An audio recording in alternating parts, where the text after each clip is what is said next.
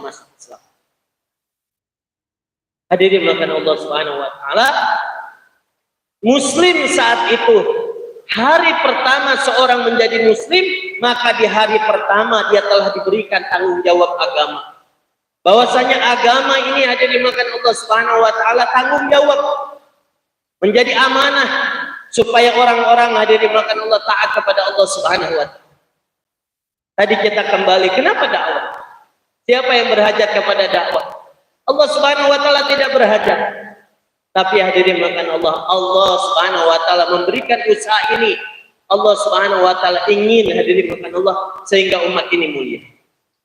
Kita setiap malam Jumat Allah Subhanahu wa taala firmankan di dalam Al-Qur'an. Setiap malam Jumat kita baca surat Yasin. Maka di dalam surat Yasin itu Allah Subhanahu wa taala jelaskan cerita. Karena hakikatnya cerita-cerita di dalam Al-Qur'an adalah pelajaran bagi umat kita.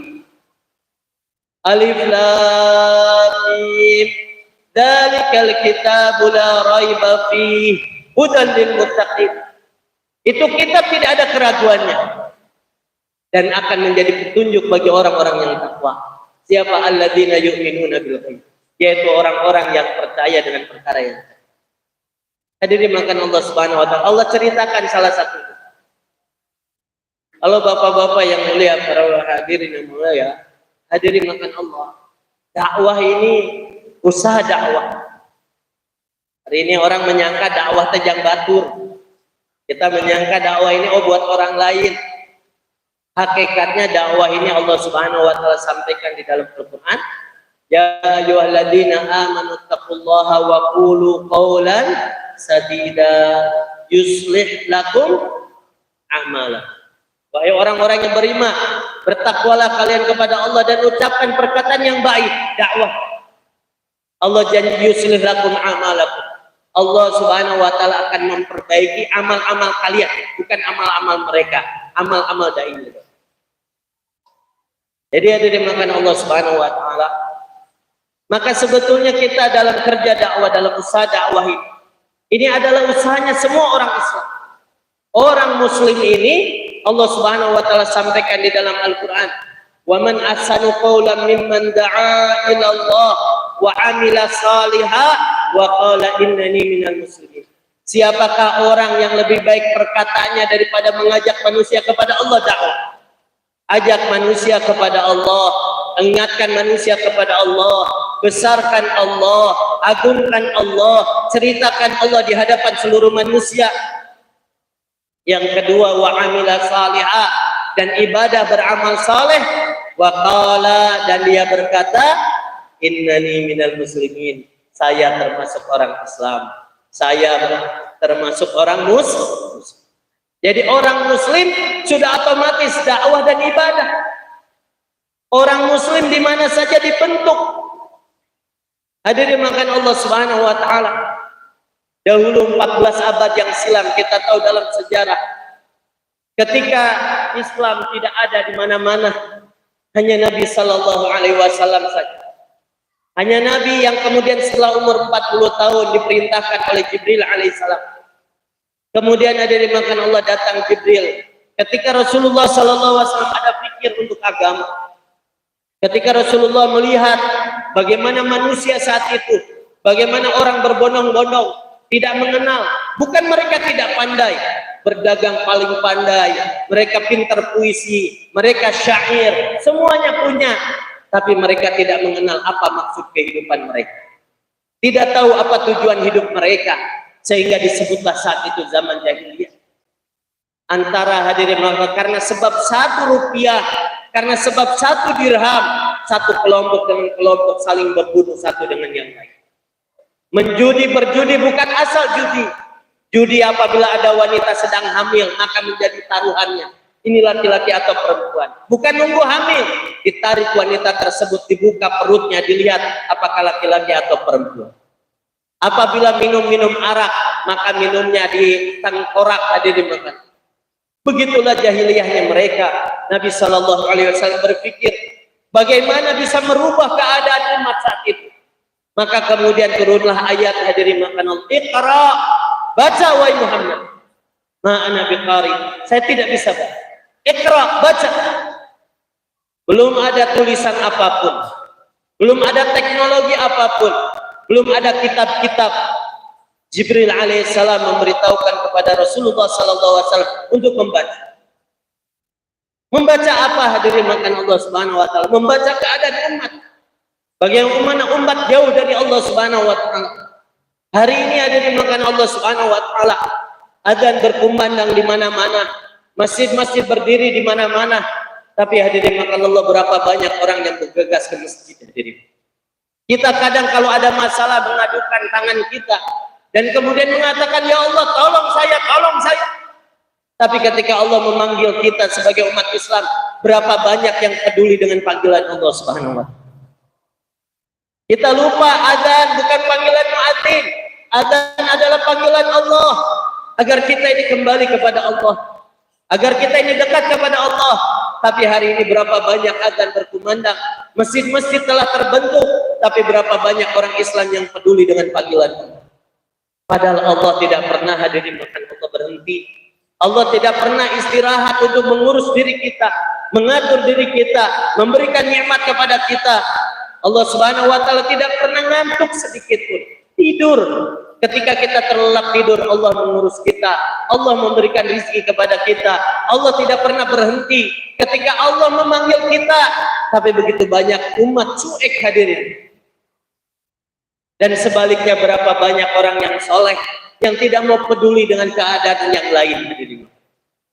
Maka Rasulullah sallallahu alaihi wasallam ketika disampaikan Iqra, baca, ma ana biqari, saya tidak bisa baca. Maka hadirin makan Allah Subhanahu wa taala, mulai saat itulah Rasulullah sallallahu alaihi wasallam mulai dakwah, mulai menerima wahyu, dan saat itulah Rasulullah sallallahu alaihi wasallam mulai berdakwah. 40 tahun Rasulullah sallallahu alaihi wasallam bersama orang kafir Quraisy, sehingga mereka menyebut dengan Al-Amin, wahai yang baik, wahai yang dipercaya. Tapi ketika Rasulullah sallallahu alaihi wasallam mulai mengambil risalah dakwah, hanya Nabi sallallahu alaihi wasallam, maka pertama kali Rasulullah datang adalah datang kepada istri.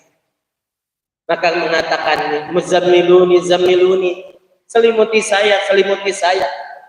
Istrinya akhirnya menyelimutinya. Ketika Rasulullah sallallahu alaihi wasallam diselimuti, Allah Subhanahu wa taala tidak membiarkan da'inya untuk istirahat. Maka kemudian Allah memanggil, ya ayyuhal muzammil, qumil laila illa qalila, nisfahu aw inqus minhu qalila, aw zid alayhi wa rattilil qur'ana tartila, inna sanulqi alayka qawlan thaqila, inna nashi'atal layli hiya ashaddu wa aqwamu qila, inna laka fin nahari sabhan tawila.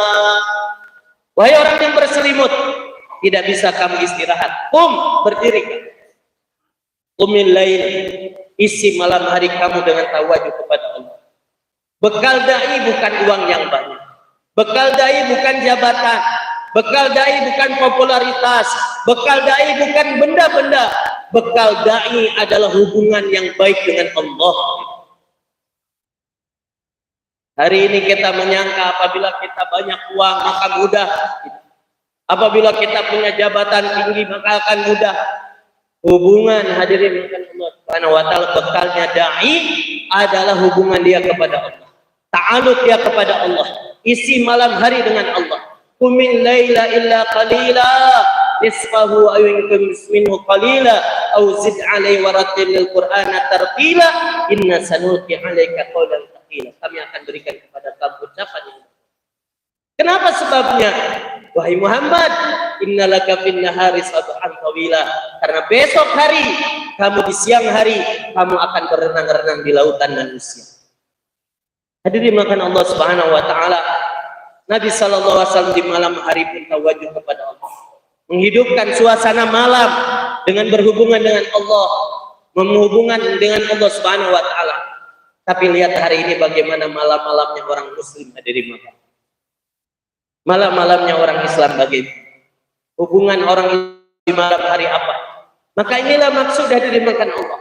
Dengan usaha dakwah ini, kita ingin menghidupkan masjid-masjid sehingga malam-malam harinya digilir. Sekarang di mana-mana jemaah-jemaah bergerak. Maksud dari dimakan Allah Allah Subhanahu wa taala usaha dakwah. Rombongan-rombongan dikirim di masjid-masjid supaya masjid hidup 24 jam.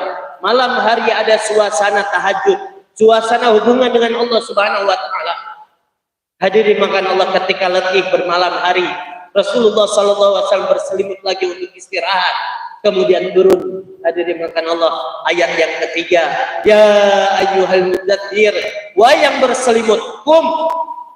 Malam hari ya Rasulullah engkau berdiri, siang hari engkau berdiri, kum fa'anzir, kamu berdiri dan seru manusia. Di malam hari berlama-lama berdiri dengan Allah, di siang hari berlama-lama berdiri mendatangi manusia. Kum fa'anzir, seru manusia. Apa yang diserukan? Wa rabbaka fakabbir, besarkan Allah, bukan besarkan diri. Besarkan Allah, bukan besarkan makhluk. Besarkan Allah, bukan besarkan harta. Besarkan Allah, bukan besarkan jabatan. Besarkan Allah, bukan besarkan selain Allah. Hanya besarkan Allah. Yang maha kuasa adalah Allah, yang maha hebat adalah Allah. Besarkan Allah di hadapan manusia, sehingga manusia kenal kepada Allah. Wa thiyabaka fatahhir, bersihkan. Bukan saja bersihkan baju kamu, bersihkan hati kamu daripada selain Allah. Jangan minta apapun. Ketika ajak manusia hanya pada Allah, kenalkan mereka kepada Allah. Wa thiyabaka fatahhir, tapi kata Allah, wa rudza fahjur. Wahai Muhammad, ingat, ketika kamu dakwah, kamu lurus saja, karena akan mulai omongan-omongan. Orang akan mencibir kamu, orang akan menghina kamu. Oh, dulu si fulan begini, ketika dia ikut dakwah ajak-ajak, mulai, oh orang ini adalah pesihir, orang ini tukang sihir, orang ini, terus saja semua kata-kata jelek datang kepada Rasulullah sallallahu alaihi wasallam. Wala, hadirin makan Allah Subhanahu wa taala. Kemudian Allah mengatakan, wala tamnun tastakbir. Wahai Muhammad, jangan kamu berkeinginan untuk langsung banyak pengikut kamu, tidak. Kamu sabar. Wali rabbika fasbir, dan terhadap Rabb kamu bersabar. Bapak-bapak yang mulia, manhaj ilah, kurikulum untuk membentuk umat ini Allah berikan kepada Nabi sallallahu alaihi wasallam secara estafet. Baca dengan melihat keadaan umat, bekalnya adalah hubungan engkau dengan Allah. Yang ketiga, kamu bergerak dengan hanya mengisi malamnya taat kepada Allah, siangnya mendatangi manusia. Mulailah Nabi sallallahu alaihi wasallam memindahkan yang tadinya la ilaha illallah dalam dirinya, mulai kepada sahabat. Akhirnya 1 orang, 2 orang, 3 orang, dan bukan hanya Nabi saja. Nabi memberikan waris kerja ini kepada para sahabat setiap individunya. Datang ke masjid, maka dengan upaya yang begitu simpel, Iqra, baca, maka disampaikan kepada sahabat Iqra. Iqra, maka sahabat pun mulai mengulang-ulang. Oh, Iqra, mulai paham, mulai hafal, dan kemudian memindahkan amal agama ini yang tadinya di masjid pindah ke rumah. Sampaikan kepada anak istrinya. Di rumah, Iqra, maka anak istrinya mulai Iqra, baca. Beginilah hadirin makan Allah dulu yang dibuat oleh Nabi. Dari Rasulullah disebarkan kepada sahabat, dari sahabat menyebarkan ke rumah. Maka seperti inilah suasana bid'ah takwa, bid'ah amal soleh berpindah daripada sahabat-sahabat. Apakah Rasulullah sudah cukup di sana? Tidak ada. Rasulullah sallallahu alaihi wasallam dan sahabat tidak cukup hanya di Mekah saja, tapi Rasulullah sallallahu alaihi wasallam dan sahabat memindahkan amal agama ini dengan cara apa? Dengan cara apa? Bagaimana pindah ke kampung yang lain? Bagaimana agama yang tadi begitu simpel bisa pindah ke kampung yang lain? Dengan cara mereka khuruj, keluar di kampung mereka, mereka membawa ke Madinah, ke Yathrib, sehingga Yathrib yang tadinya semua jauh dari Allah berubah menjadi taat kepada Allah. Pindah mereka membawa agama ini ke Habasyah, sehingga Habasyah Ethiopia berubah. Pindah mereka ke Taif, bergerak mereka ke Taif. Tidak hanya begitulah hadirin makan Allah, silsilah agama, amal agama berpindah dari satu tempat ke tempat, sehingga yang begitu jauh di tempat kita ini tidak mungkin agama datang begitu saja, tapi ada orang yang menyebarkan agama datang ke sini, yang mereka rela untuk usaha agama ini mereka rela mengorbankan harta dirinya, kampung halamannya, sehingga tersebar agama yang mulia ini hadirin. Maka Bapak yang mulia, inilah estafet kerja ini tidak pernah berhenti sampai sekarang hadirin makan Allah. Kita kemarin dengar ada satu rombongan dari Bandung.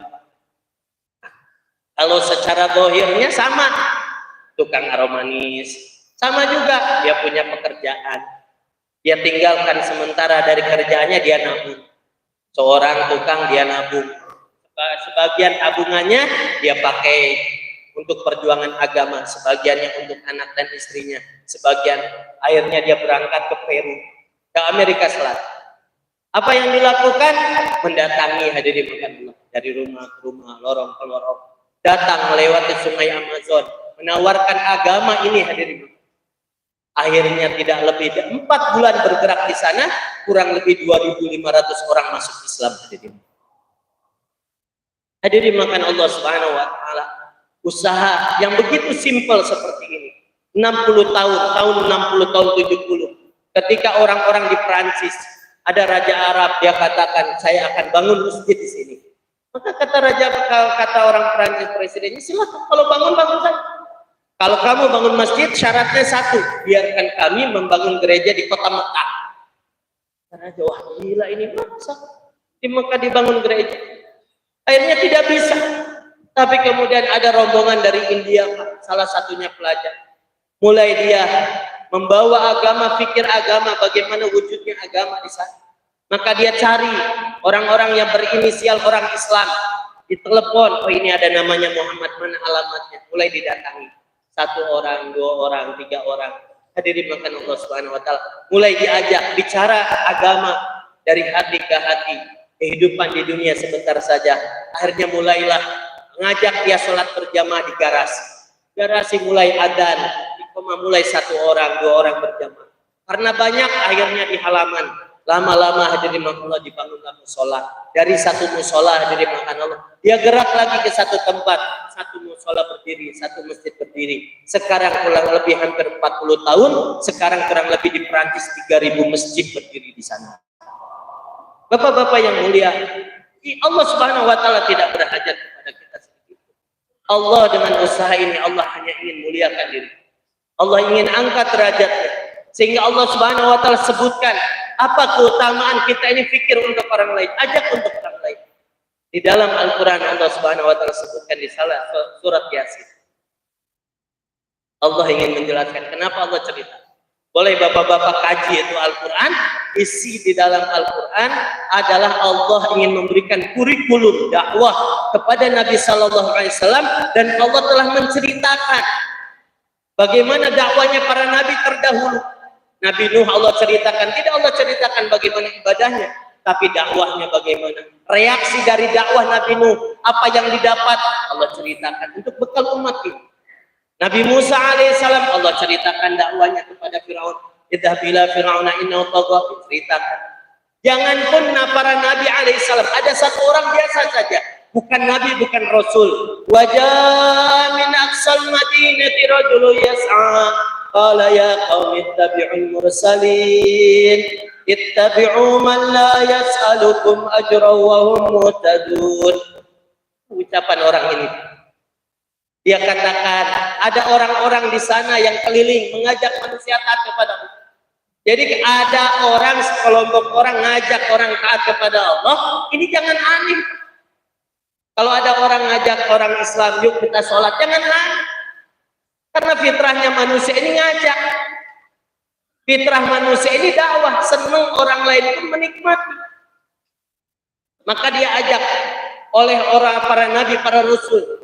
Tapi tetap kaum itu tidak mau.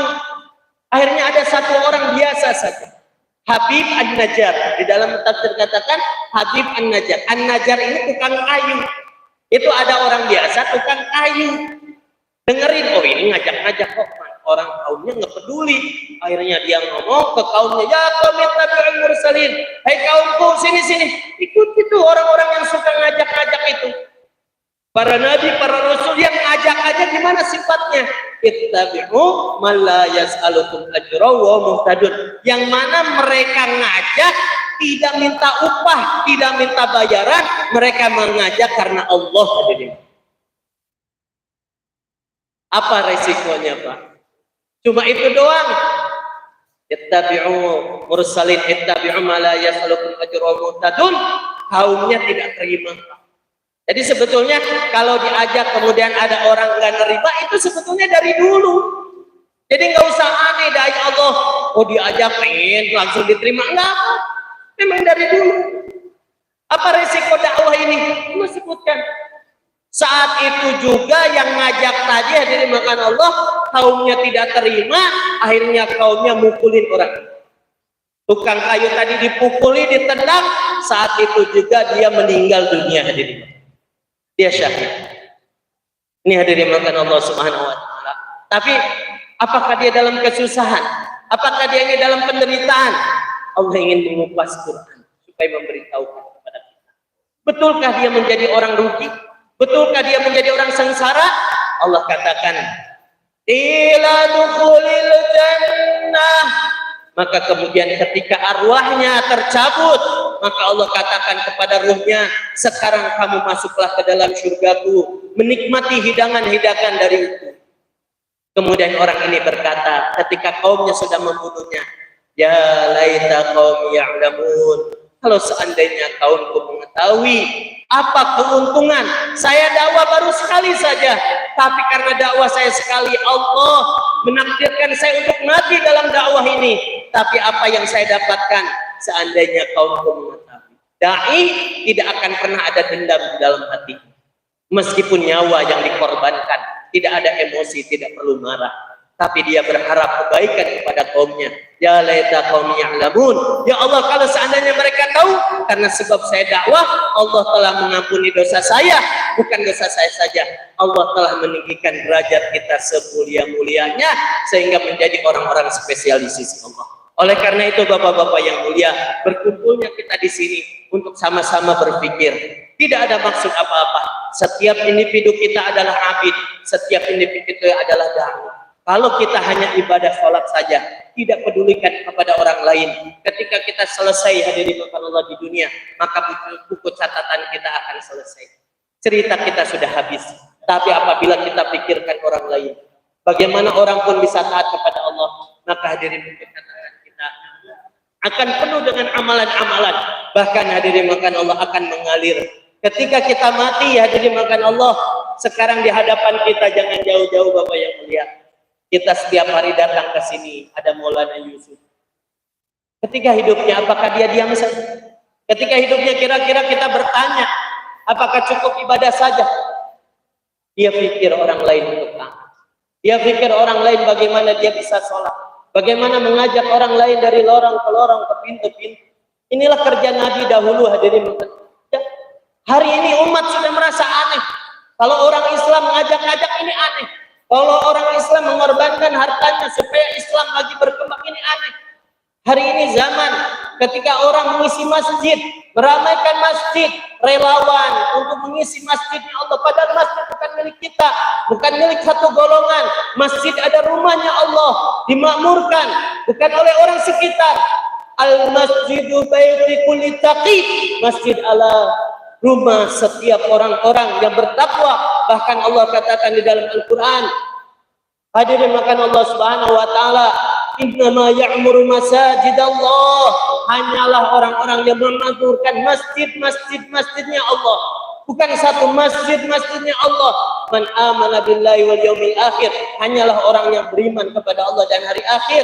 Hari ini menjadi aneh kalau ada orang yang mukmin, dia merasa rumah Allah ingin dimakmurkan, menjadi relawan, dia berangkat dari kampungnya ke kampung yang lain, memakmurkan, hanya mengajak 3 perkara saja.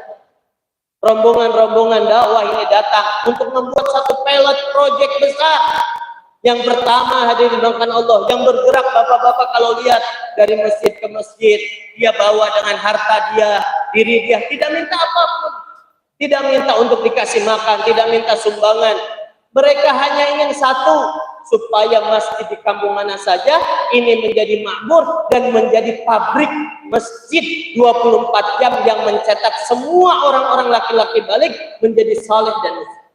Yang kedua targetnya adalah bagaimana rumah-rumah orang Islam menjadi pabrik untuk mencetak wanita-wanita menjadi solehah. Maka dibuatlah suasana masjid, suasana amal soleh di setiap rumah orang-orang Islam.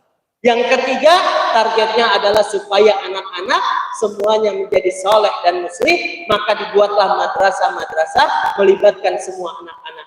Kalau laki-lakinya, kalau perempuannya, kalau anak-anaknya semua soleh-solehah, maka Allah berjanji di dalam Al-Quran, walau anna ahlal qura amanu wa taqau, kalau satu penduduk negeri ahli iman, ahli takwa, bagaimana cara?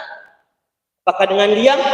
Rasulullah telah mencontohkan ini dengan para sahabat, mencetak mereka iman dan takwa dengan memfungsikan masjid 24 jam, memfungsikan rumah menjadi tempat tarbiyah mereka sehingga menghasilkan generasi yang paling unggul sampai sekarang Allah berkahi. Inilah maksud pertemuan kita hari ini. Di Purwakarta kurang lebih 7.000 masjid dan musola. Berapa banyak masjid yang sudah sholat 5 waktunya seperti sholat Jumat? Berapa orang yang datang ke masjid? Maka kita mulai pikir, bergerak rombongan-rombongan dari kampung ke kampung, dari rumah ke rumah, tidak ada maksud lain supaya menjadi satu kota bahagia, penduduk negeri itu barokah, diberikan keberkahan di dunia dan juga keberkahan dari langit. Oleh karena itu Bapak-bapak yang mulia, dalam pertemuan ini nanti akan dikirimkan rombongan-rombongan, bukan hanya di sini saja. Kita ini diciptakan oleh Allah sebagai umat Nabi, bukan orang Purwakarta saja. Kita diutus oleh Allah Subhanahu wa taala sebagai pewaris Nabi. Rasulullah sudah tiada, tapi di belahan dunia sana, Pak. Di belahan dunia sana. Saya pernah datang ke Brazil. Di sana Masya Allah, orang sudah linglung. Orang tidak tahu agama. Kita hari ini menikmati la ilaha illallah, tapi di belahan dunia sana begitu jauh. Tapi siapa yang peduli ke sana, hadirin Allah? Oleh karena itu kita yang sudah merasakan nikmatnya iman, kita sebarkan ini ke pelosok-pelosok negeri. Siap insya Allah, Pak? Maka akan dikirimkan rombongan-rombongan ke negeri-negeri jauh dan juga di dalam